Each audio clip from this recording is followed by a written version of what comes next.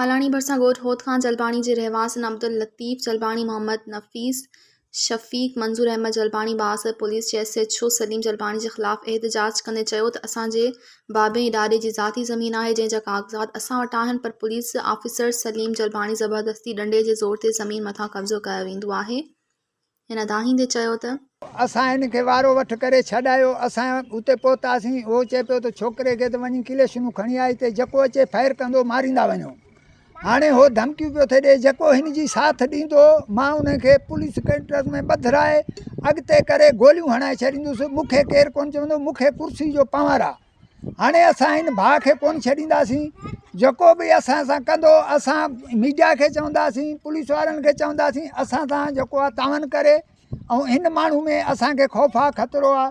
जीअं त मां पंहिंजे ॻोठ खां जीअं वञी रहियो हुउसि, शहीद जलबाणी जो उतां उते महिमान आयल वेठल हुआ, उन्हनि सां मिलण वियुसि। अचानक ई मथां अची मोहम्मद सलीम मौत मार अची धमकियूं ॾिनियूं।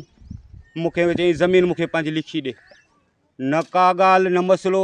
फायर हयईं तशदी सां ज़बरदस्ती सां मूंखां लिखाइण जी कोशिशि।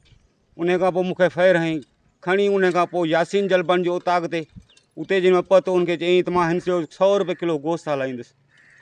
बराए महिरबानी मूंसां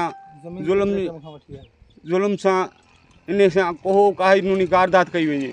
दरअसल असांजो भाणे जो आहे, फुफाट जो पुटु आहे, उहो बि असांजो फुफाट आहे सलीम।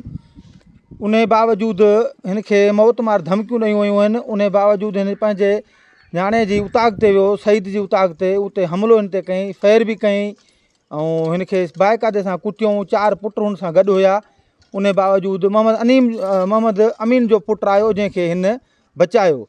मज़ीद ख़बरनि ऐं तफ़सीलात लाइ विज़िट कयो असांजी वेबसाइट www.awamiNewsHD.com ऐं ॾिसंदा रहो अवामी न्यूज़ HD।